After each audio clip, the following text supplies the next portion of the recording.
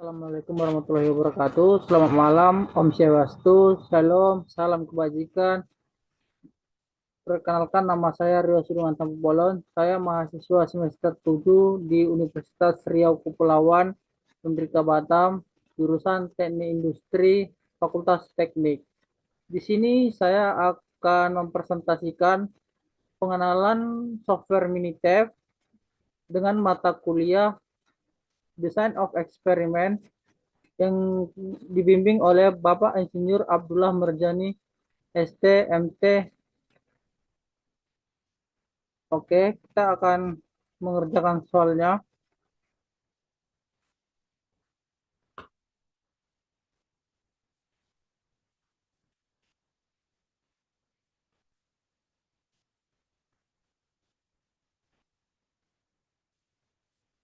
Sebelumnya, di sini saya akan menjelaskan terlebih dahulu mata kuliah Design of Experiment. Pengertian Design of Experiment adalah metode sistematis untuk merencanakan, melaksanakan, menganalisis, dan menafsirkan percobaan agar dapat mengetahui pengaruh satu atau lebih faktor variabel input terhadap respon atau output dengan jumlah percobaan yang efisien. DOE membantu peneliti atau insinyur memahami hubungan sebab akibat antara faktor dan hasil. Tujuan utama design of experiment yang pertama menentukan faktor yang berpengaruh signifikan terhadap hasil proses atau produk. Contohnya, suhu dan tekanan mana yang paling memengaruhi kekuatan produk. Yang kedua, menemukan kondisi optimal dari faktor-faktor yang diuji. Misalnya mencari kombinasi waktu, pemanasan, dan kecepatan mesin untuk hasil terbaik. Yang ketiga, menganalisis interaksi antar faktor. Misalnya suhu tinggi mungkin hanya efektif pada tekanan tertentu. Yang keempat, mengurangi variasi atau improve quality. DOE membantu mengontrol sumber variasi yang menyebabkan ketidakkonsistenan. Yang kelima, meningkatkan efisiensi percobaan, menghemat waktu, bahan, dan biaya dengan desain terencana daripada coba-coba acak. Yang keenam, mendukung pengambilan keputusan berbasis data. Hasil DOE bisa digunakan untuk dasar perbaikan proses optimasi atau validasi produk. Langkah-langkah umum dalam DOE, yang pertama tentukan tujuan eksperimen. Apa yang ingin diketahui atau dioptimalkan. Yang kedua, pilih respon Y, hasil yang diukur. Misalnya kekuatan, kadar air, hasil panen. Yang ketiga, pilih faktor X dan labelnya. Misalnya suhu 30 derajat Celcius, 40 derajat Celcius, atau 50 derajat Celcius. Yang keempat, pilih rancangan eksperimen desain. Ada pilihan completely randomized design atau CRD, ada randomized block design atau RBD, ada factorial design, ada fraksional faktorial atau Taguchi.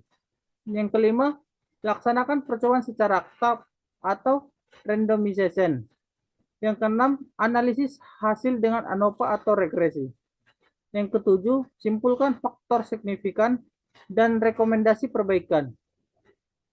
Di sini ada level atau nilai tingkatan masing-masing faktor. Contohnya suhu 50 derajat Celcius, 60 derajat Celcius, 70 derajat Celcius. Itu 3 level.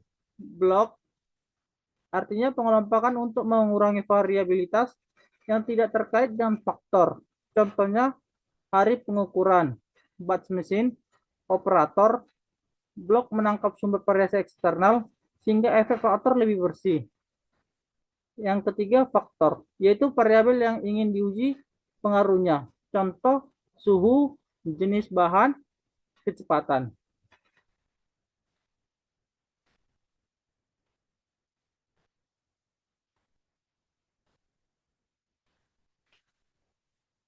Desain singkat DOE. Komponen tujuan, penjelasannya mengetahui pengaruh faktor terhadap hasil atau respon. Contohnya menguji pengaruh suhu dan waktu pengeringan terhadap pada akhir produk. Komponen faktor, penjelasannya variabel bebas yang diuji dalam eksperimen. Contohnya suhu dalam bentuk derajat Celcius dan waktu pengeringan dalam waktu menit. Yang ketiga, komponen level, jumlah nilai atau tingkatan dari setiap faktor. Contohnya suhu 50 derajat Celcius, 60 derajat Celcius, 70 derajat Celcius itu 3 level. Waktunya 10 menit, 20 menit itu 2 level. Komponen blok yaitu pengelompokan untuk mengontrol variasi yang tidak diinginkan. Contohnya batch produksi atau hari pengujian. Komponen desain yaitu jenis rancangan percobaan yang digunakan. Contohnya rancangan acak lengkap atau RAL atau rancangan acak kelompok atau RAK atau RBD. Komponen jumlah perlakuan yaitu kombinasi faktor tidak sama dengan level. Contohnya 3 kali 2 sama dengan 6 perlakuan. Komponen replikasi yaitu ulangan tiap perlakuan jika ada. Contohnya 3 ulangan. Komponen total percobaan atau run, penjelasannya itu perlakuan dikali replikasi. Contohnya 6 dikali 3, 18 run. Komponen analisis yang digunakan yaitu metode statistik untuk melihat pengaruh faktor. Contohnya ANOVA atau analisis varian.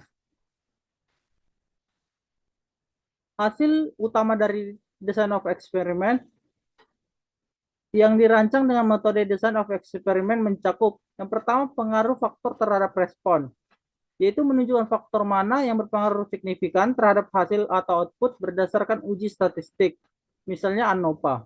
Contohnya suhu berpengaruh signifikan terhadap kadar air, p-value lebih kecil dari 0,05.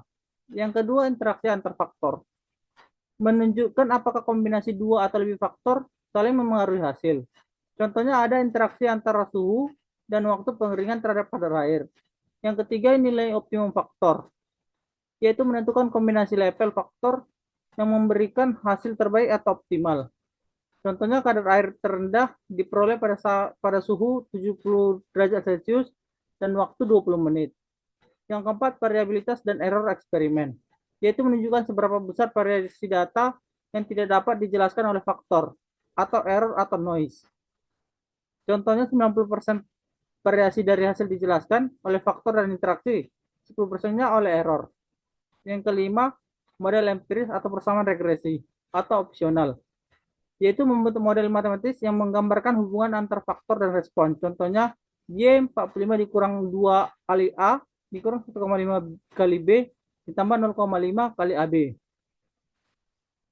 Kesimpulan umum design of experiment. Yang pertama, DOE membantu menentukan faktor paling berpengaruh terhadap hasil proses atau produk. Yang kedua, meminimalkan jumlah percobaan namun tetap memberikan informasi lengkap tentang hubungan faktor respon. Yang ketiga, mengidentifikasi interaksi faktor, bukan hanya pengaruh tunggal. Yang keempat, meningkatkan efisiensi dan kualitas proses, karena hasilnya bisa digunakan untuk pengendalian dan perbaikan. Misalnya dalam Six Sigma, R&D atau Research Development, atau proses produksi. Yang kelima, memberikan dasar keputusan ilmiah, bukan sekedar coba-coba. Contoh kesimpulan praktisnya, berdasarkan hasil DOE, faktor suhu dan waktu pengeringan berpengaruh signifikan terhadap kadar air produk. P-nya lebih kecil dari 0,05. Terdapat interaksi antar kedua faktor tersebut. Kondisi optimum dicapai pada suhu drop 70 derajat Celcius dan waktu 20 menit. Menghasilkan kadar air terendah, variasi antar batch atau blok tidak berpengaruh signifikan, menunjukkan konsistensi proses. Latar belakang eksperimen. Eksperimen merupakan suatu kegiatan ilmiah yang dilakukan untuk menguji hipotesis atau mengetahui pengaruh atau faktor terhadap hasil yang diamati. Dalam konteks penelitian atau industri, eksperimen dilakukan secara sistematis dengan mengontrol berbagai variabel agar hasil yang dilakukan dapat diperoleh, dipercaya, dan dapat digunakan untuk mengambil keputusan yang lebih akurat. Melalui eksperimen, peneliti dapat memahami hubungan sebab akibat antara variabel bebas, faktor, dan variabel terikat atau respon. Misalnya dalam biomanufaktur, eksperimen digunakan untuk mengetahui pengaruh suhu, tekanan, dan waktu proses terhadap kualitas produk. Sementara dalam bidang pertanian, eksperimen digunakan untuk mengetahui pengaruh jenis pupuk atau perlakuan tertentu terhadap pertumbuhan tanaman. Desain eksperimen atau DOE berperan penting dalam memastikan bahwa data yang dikumpulkan relevan, efisien, dan bebas dari bias. Dengan rancangan eksperimen yang baik, peneliti dapat menentukan faktor-faktor yang berpengaruh signifikan terhadap hasil. Yang kedua, menentukan kombinasi kondisi optimal untuk mendapatkan hasil terbaik. Yang ketiga, mengurangi variabilitas dan meningkatkan keadaan proses. Secara umum, eksperimen bertujuan untuk meningkatkan pemahaman terhadap suatu sistem atau proses, serta menjadi dasar dalam perbaikan dan pengendalian mutu. Di sini kita akan masuk untuk mengetahui ANOPA.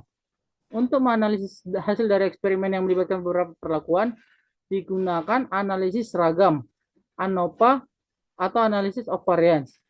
ANOPA memungkinkan peneliti menentukan apakah perbedaan rata-rata antara perlakuan yang diuji bersifat signifikan secara statistik atau hanya disebabkan oleh variasi acak. Dengan demikian, ANOPA menjadi alat utama dalam pengujian hipotesis pada eksperimen yang memiliki lebih dari dua perlakuan. Namun, dalam banyak kasus, hasil eksperimen tidak hanya dipengaruhi oleh faktor perlakuan, tetapi juga oleh variabilitas antar kelompok atau kondisi tertentu. Untuk mengendalikan variasi yang tidak diinginkan tersebut, digunakan rancangan randomized block design atau RBD. Dalam RBD, satu faktor utama perlakuan diuji dengan membagi satuan percobaan ke dalam beberapa blok yang dianggap homogen. Setiap blok berfungsi untuk mengurangi pengaruh faktor luar yang tidak dapat dikendalikan secara lengkap. Melalui penerapan ANOVA dan pada RBD, peneliti dapat mengetahui apakah perbedaan antar perlakuan signifikan. Yang kedua, mengendalikan variasi yang berasal dari blok, sehingga analisis menjadi lebih akurat. Yang ketiga, meningkatkan efisiensi dan ketepatan dalam pengambilan kesimpulan terhadap pengaruh perlakuan. Dengan demikian, desain eksperimen ANOVA dan RBD memberikan dasar ilmiah yang kuat untuk pengambilan keputusan berbasis data, baik dalam bidang industri, pertanian, pendidikan, maupun penelitian ilmiah lainnya, di mana pengaruh berbagai perlakuan perlu diuji secara objektif dan terukur. Di sini saya akan menjelaskan langkah-langkah penggunaan Minitab atau input data ke Minitab. Yang pertama, buka aplikasi Minitab, jalankan program Minitab di komputer atau laptop. Setelah terbuka akan muncul dua bagian utama. Yang pertama session Windows, yang ini session Windows. Yang kedua akan ada worksheet atau bawahnya tempat untuk masukkan data dan mirip seperti Microsoft Excel. Ini adalah worksheet untuk tempat memasukkan data. Siapkan data eksperimen. Sebelum masukkan ke Minitab, pastikan data sudah tersedia dalam bentuk tabel. Di sini saya sudah membuat dua data. Yang pertama data dosis dan observasi. Yang data kedua ada region atau wilayah, desain dan responnya. Sebelum saya melanjutkan untuk Minitab, saya sudah menyiapkan datanya terlebih dahulu di Microsoft Excel. Langkah ketiga, masukkan data ke worksheet. Yang klik pada kolom C1, lalu ketik nama variabel blok. Yang kedua, klik pada kolom C2, lalu ketik nama variabel perlakuan. Yang ketiga, klik pada kolom C3, lalu ketik nama variabel atau hasil. Yang keempat itu masukkan data sesuai tabel di atas. Yang pertama, kolom blok berisi nomor blok, 1, 2, dan 3 seterusnya. Kolom perlakuan berisi kategori perlakuan, A, B, C, dan seterusnya. Kolom hasil bernilai hasil pengamatan angka. Yang keempat, periksa tipe data. Jika kolom perlakuan berisi huruf A, B, C, pastikan tipenya adalah teks. Klik kanan pada nama kolom properties, data type, teks. Jika kolom blok dan hasil berisi angka, pilih numerik. Simpan data, klik menu file, save project as. Beri nama file, misalnya data eksperimen RBD MPX. Klik save untuk menyimpan. Yang keenam, cek kembali data, pastikan tidak ada sel kosong. Penulisan data konsisten, misalnya huruf besar, kecil pada perlakuan sama. Semua nilai sudah sesuai dengan rancangan eksperimen. Data siap untuk analisis. Setelah data selesai diinput, kami bisa lanjut ke analisis, misalnya ANOVA satu faktor. Yang pertama, menu start ANOVA one way. Rancangan blok acak atau RBD. Dari menu start ANOVA general linear model, lanjut ke fit general linear model.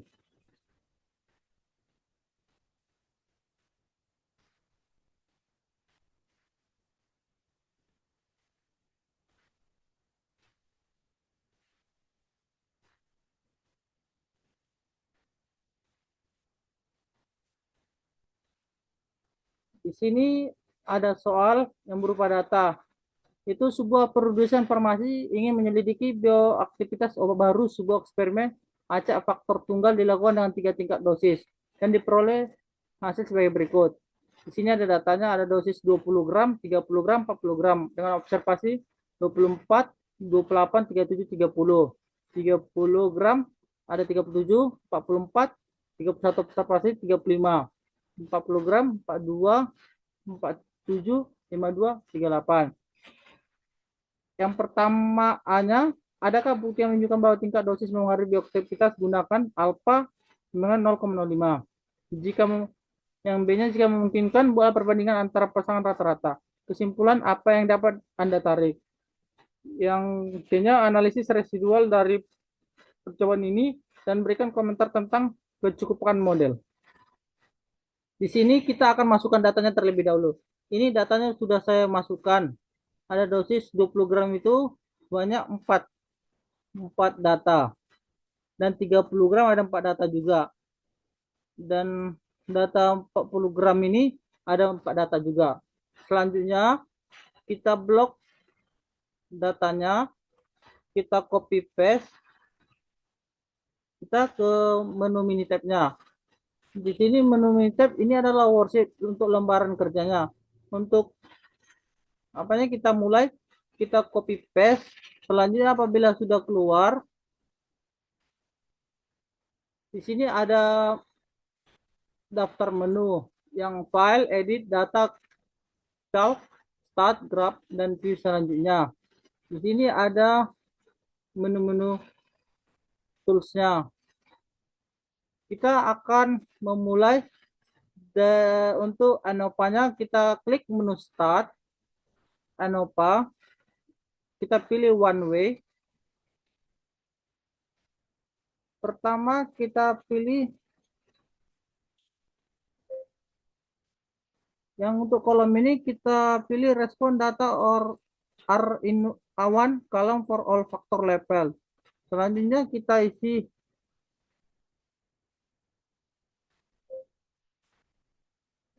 kita pilih C1 dosage.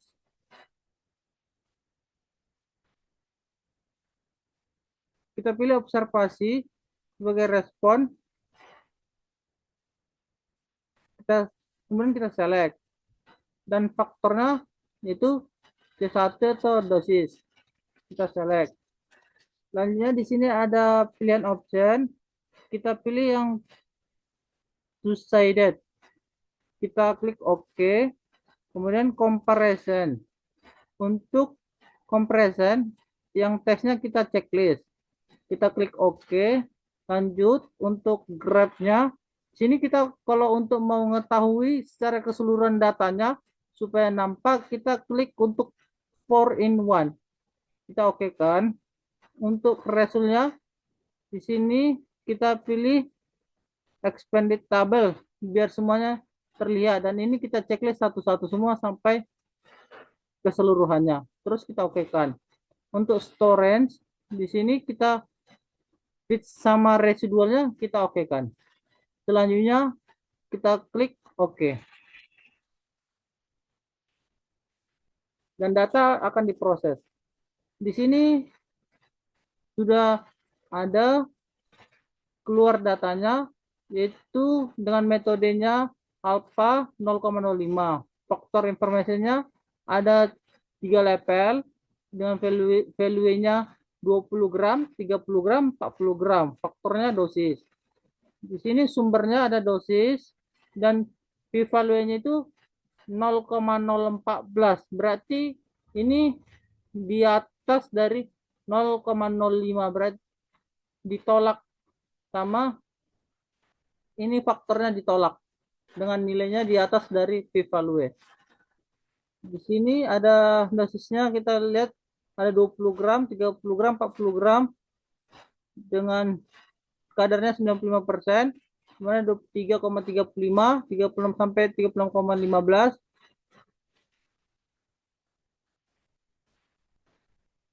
Di sini ada untuk grafiknya dari 30 lanjut ke 36,75 lanjut ke 45. Di sini ada residual plot dan for observation.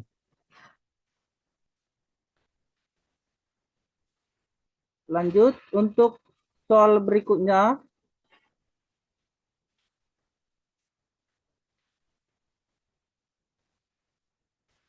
Di sini sebuah perusahaan produk konsumen mengandalkan materi pemasaran surat langsung sebagai komponen utama kampanye iklannya. Perusahaan tersebut memiliki 3 desain berbeda untuk brosur baru dan ingin mengevaluasi efektivitasnya karena terdapat perbedaan biaya yang substansial antara ketiga desain tersebut. Perusahaan memutuskan untuk menguji ketiga desain tersebut dengan mengirimkan 5.000 sampel masing-masing kepada calon pelanggan di 4 wilayah berbeda di negara tersebut karena terdapat perbedaan dengan diketahui dalam basis pelanggan.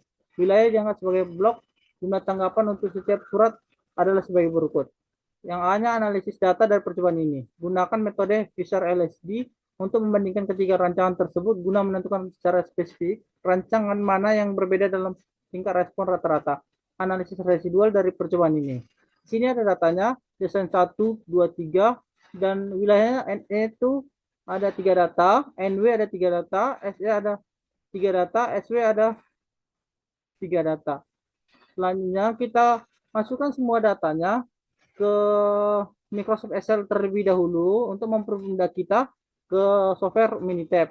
Di sini saya sudah membuatkan datanya. Ada region, ada desain, ada respon. Di sini ada regionnya NE, NW, SE dengan desainnya dengan 4 data dan responnya 4 data juga. Lanjut kita akan copy, kita pergi ke Microsoft Minitab, aplikasi software Minitab-nya. Selanjutnya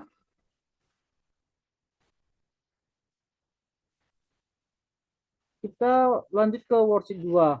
Di worksheet 2 kita akan kontrol V dengan kita copy.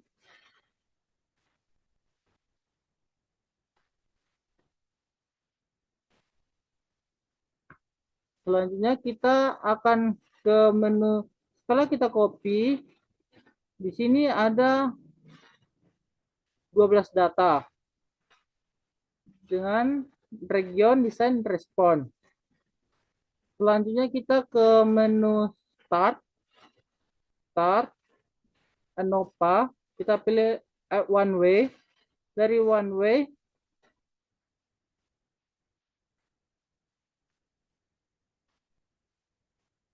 kita akan pilih respon. Untuk kita select dulu respon, kita select, dan region untuk faktornya kita select. Selanjutnya kita pilih kolom ini, yaitu respon data are in one column for all factor level. Jadi semua respon itu berada di satu kolom nantinya, nggak terpencar-pencar.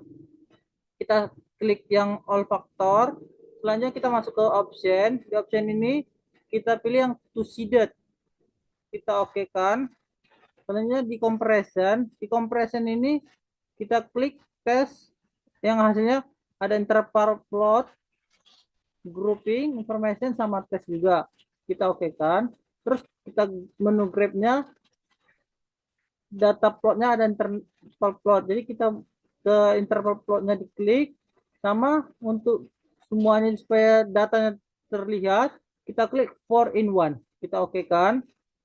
Selanjutnya resultnya itu kita pilih yang expanded table. Berarti di semua total expanded table itu, di table itu akan ditunjukkan nanti semuanya hasilnya. Kita klik yang metode faktor informasi, analisis model summary, means kita checklist semua, kita oke kan. Kita pergi ke storing. Di storing ini kita checklist speed sama residual. Kita oke kan. Selanjutnya kita akan proses datanya. Untuk datanya di sini udah ada respon versus wilayah. Di sini faktornya region dengan 4 level. Value-nya itu ada NE, NW, SE, ada SW juga. Sini ada NE, NW, SE, SW. Dengan analisis of variance-nya dapat hasilnya p-value itu 0,323, berarti ini diterima faktornya diterima. Dengan model summary-nya, dengan regionnya ini ada 95 derajat Celcius, 95% CI-nya, ada NENWSE-nya dengan perbandingannya ini. Selanjutnya, ini ada group information using the Fisher LSD method dan 95% confidence regionnya ini, dan ini ada grouping AA semua.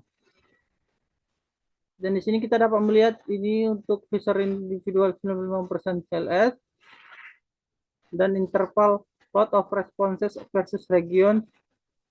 Dan di sini ada grafiknya yang untuk residual plot for responses.